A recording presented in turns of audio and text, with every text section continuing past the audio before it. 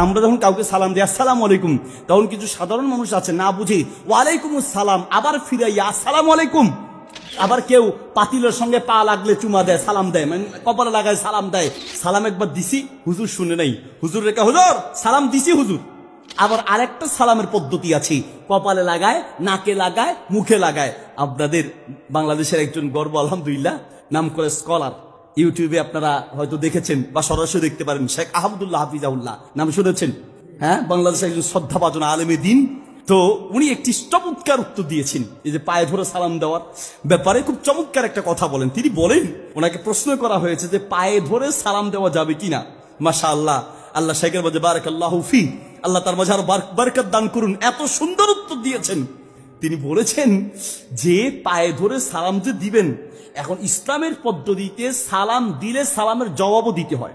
আর নিয়ম হচ্ছে যে আপনি আমাকে সালাম দিবেন, আমি তার চেয়ে উত্তম জবাব দিতে হবে, অথবা কমপক্ষে ওই পরিমাণ জবাব দিতে হবে। তার মানে আপনি যদি বলেন আসসালামু আলাইকুম, আমি বলতে হবে ওয়ালাইকুম আসসালাম কমপক্ষে। উত্তম হচ্ছে আপনি বলেন আসসালামু আলাইকুম, আমি বলবো ওয়ালাইকুম আসসালাম ওয়া রাহমাতুল্লাহ। আপনি বলেছেন আসসালামু আলাইকুম ওয়া রাহমাতুল্লাহ, আমি জবাবে ওয়ালাইকুম আসসালাম ওয়া রাহমাতুল্লাহি ওয়া বারাকাতুহু, মানে একটু বাড়িয়ে বলা উত্তম। বুঝতে পেরেছি? তার মানে সালাম যা দিবে সেই পরিমাণ জবাব দিতে হবে, অথবা তার চেয়ে উত্তম পদ্ধতিতে জবাব দিতে হবে। তো শেখ আহমদুল্লাহ হাফিজাহুল্লাহকে যখন প্রশ্ন করা হলো যে পায়ে ধরে সালাম দেওয়া যাবে কিনা, উনি এটার জবাব দিতে গিয়ে বলছেন যে পায়ে ধরে সালাম যদি দেওয়া হয় তাহলে এটার উত্তরও তো দিতে হবে, উত্তরটা কমপক্ষে ওই পরিমাণ বা তার চেয়ে আর উত্তম পদ্ধতিতে দিতে হবে। এখন জামাই যদি শ্বশুর আর শাশুড়ির পায়ে ধরে সালাম দেয়, এটার জবাব কেমনে দিবে সেটা বলেন। মা বাপকে যদি ছেলে পায়ে ধরে সালাম দেয় তাহলে এটার জবাব কেমনে আসবে?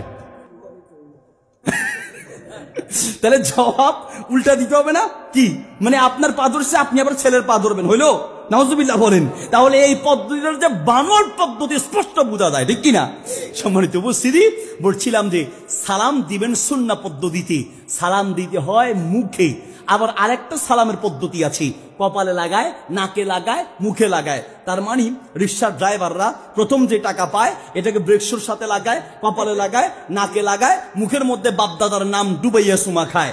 ক্যাশে দোকানদাররা প্রথম যে টাকা পায় ওটাকে ক্যাশে লাগায়, কপালে লাগায়, নাকে লাগায়, মুখে লাগায়, বাস চুমা দেয়। এই আবার কেউ পাতিলের সঙ্গে পা লাগলে চুমা দেয়, সালাম দেয়, মানে কপালে লাগায় সালাম দেয়। এই পদ্ধতিও হিন্দুয়ানি পদ্ধতি, অমুসলিমদের পদ্ধতি।